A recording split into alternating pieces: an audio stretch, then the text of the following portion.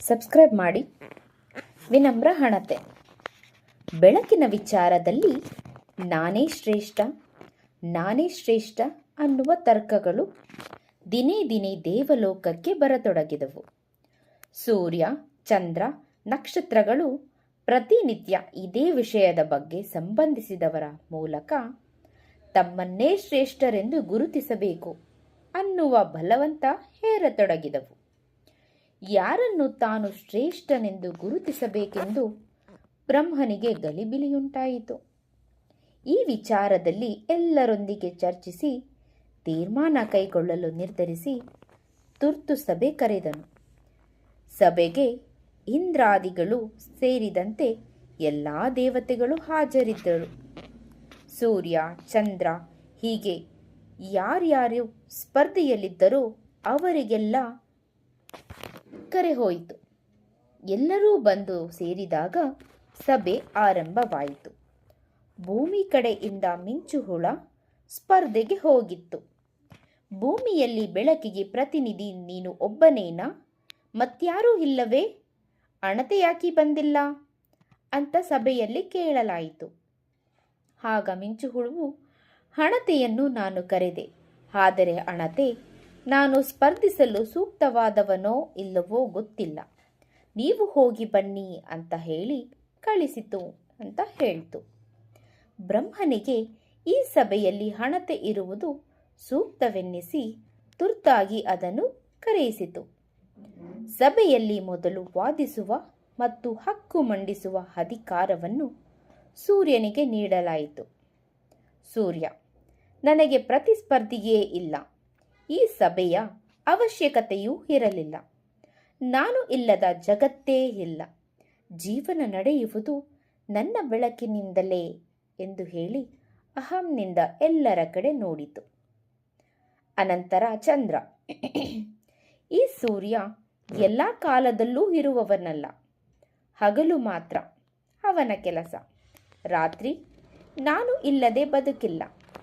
ಕವಿಗಳಿಗೆ, ಪ್ರೇಮಿಗಳಿಗೆ ನನ್ನಷ್ಟು ಸಹಾಯ ಮಾಡಿದವರು ಯಾರೂ ಇಲ್ಲ. ನಾನು ಸೂರ್ಯನಷ್ಟು ಪ್ರಖರವಾದ ಬಿಸಿಲು ನೀಡಿ ಜನರಿಗೆ ತೊಂದರೆ ಕೊಡುವುದಿಲ್ಲ ಎಂದು ವಾದಿಸಿತು. ನಕ್ಷತ್ರಗಳು, ಸೂರ್ಯನ ಬೆಳಕು ಹಗಲು ಮತ್ತು ರಾತ್ರಿ ಹಗಲು ಮಾತ್ರ, ಮತ್ತು ಚಂದ್ರ ತಿಂಗಳಲ್ಲಿ ಕೆಲವು ದಿನ ಮಾತ್ರ. ಆದರೆ ನಾವು ರಾತ್ರಿಯಲ್ಲಿ ಯಾವತ್ತೂ ಇರ್ತೀವಿ. ನಮ್ಮ ಬೆಳಕು ಅವರಿಗೆ ಚಿಕ್ಕದಿರಬಹುದು, ಆದರೆ ಅಷ್ಟರಲ್ಲೇ ಅವರಿಗೆ ಹಾದಿ ತೋರಿಸುತ್ತೀವಿ. ಮಕ್ಕಳಿಗೂ ನಮ್ಮನ್ನು ಕಂಡರೆ ಹಕ್ಕರೆ ಅಂತ ಹೇಳಿದವು. ಮಿಂಚುಹುಳು ಕೂಡ, ನಾನು ಸಣ್ಣವನಾದರೂ ಯಾರ ಸಹಾಯವಿಲ್ಲದೆ ಇಡೀ ಕತ್ತಲೆಯಲ್ಲಿ ಒಂದು ಬೆಳಕಿನ ಸೊಬಗು ಮೂಡಿಸುವೆ ಎಂದು ಹೇಳಿತು. ತನ್ನ ವಾದ ಮಂಡಿಸಲು ಮುಂದಾದ ಹಣತೆ, ನನಗೆ ವಾದ ಮಂಡಿಸಲು ಆಸೆಯೇನೂ ಇಲ್ಲ. ನಾನು ಶ್ರೇಷ್ಠನೆಂದೂ ಭಾವಿಸಿಲ್ಲ, ಕನಿಷ್ಠನೆಂದೂ ಭಾವಿಸಿಲ್ಲ. ನಾನು ನನ್ನ ಕೆಲಸ ಮಾಡುತ್ತಿದ್ದೇನೆ. ತನ್ನನ್ನು ತಾನು ಸುಟ್ಟುಕೊಂಡು ಬೆಳಕು ನೀಡುವುದರಲ್ಲಿ ನನಗೆ ಖುಷಿಯಿದೆ. ಅದು ಕೇವಲ ಸ್ವಲ್ಪವೇ ಬೆಳಕಾಗಲಿ. ನನ್ನನ್ನು ನಂಬಿ ಹಚ್ಚಿದವರಿಗೆ ನಾನು ಮೋಸ ಮಾಡಲ್ಲ. ಅವರು ಬಯಸುವವರೆಗೂ ಬೆಳಕು ಕೊಡುತ್ತೇನೆ. ಅವರು ಬೇಡವೆಂದರೆ ನನ್ನ ಬೆಳಗುವಿಕೆ ನಿಲ್ಲಿಸುತ್ತೇನೆ.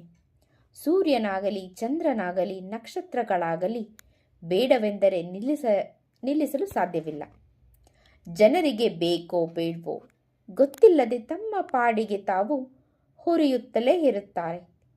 ನಾನು ಇಲ್ಲದೆ ಹೋಗಿದ್ದರೆ ಮನುಷ್ಯರ ಜಗತ್ತು ಹೇಗಿರುತ್ತಿತ್ತು ಎಂದು ಊಹಿಸಿ. ಆದರೆ ನನಗೆ ಅದರಲ್ಲಿ ಹೆಗ್ಗಳಿಕೆ ಇಲ್ಲ. ಅದು ನನ್ನ ಕೆಲಸ. ನನ್ನ ಪಾಡಿಗೆ ನಾನು ಹುರಿದು ಬೆಳಕು ಕೊಡುವುದು ಕರ್ತವ್ಯ. ಕರ್ತವ್ಯದಲ್ಲಿ ಶ್ರೇಷ್ಠತೆಯ ಲೆಕ್ಕ ಹಾಕುವುದು ನನಗೆ ಸರಿ ಬರುವುದಿಲ್ಲ. ಅದಕ್ಕಾಗಿ ನಾನು ಮೊದಲೇ ಸಭೆಗೆ ಬಂದಿರಲಿಲ್ಲ. ಕ್ಷಮಿಸಿ ಎಂದು ಕೈ ಮುಗಿಯಿತು. ಹಣತೆಯ ಮಾತು ಮುಗಿಯುತ್ತಲೇ ಎಲ್ಲರೂ ಎದ್ದು ನಿಂತು ಚಪ್ಪಾಳೆ ತಟ್ಟಿದರು. ಆಗ ಬ್ರಹ್ಮ, ಯಾರು ಶ್ರೇಷ್ಠರು ಎಂಬುದನ್ನು ನಾನು ತೀರ್ಮಾನಿಸುವ ಅಗತ್ಯ ಇಲ್ಲ. ಇಡೀ ಸಭೆಯೇ ಅದನ್ನು ಗುರುತಿಸಿದೆ. ಶ್ರೇಷ್ಠತೆ ಬರುವುದು ಬರೀ ಬಲದಿಂದಲ್ಲ, ತನ್ನ ಶಕ್ತಿಯಿಂದಲ್ಲ, ಅದರ ಜೊತೆಗೆ ನಡವಳಿಕೆಯಿಂದಲೂ. ಸಣ್ಣ ಬೆಳಕು ಕೊಟ್ಟರೂ ಹಣತೆಯ ವ್ಯಕ್ತಿತ್ವ ಗುರುತರವಾದದ್ದು ಎಂದ. ಎಲ್ಲರೂ ಅಣತೆಗೆ ಜಯಕಾರ ಹಾಕಿದರು. ಸೂರ್ಯ, ಚಂದ್ರ, ನಕ್ಷತ್ರಗಳಿಗೆ ತಮ್ಮ ತಪ್ಪಿನ ಅರಿವಾಯಿತು.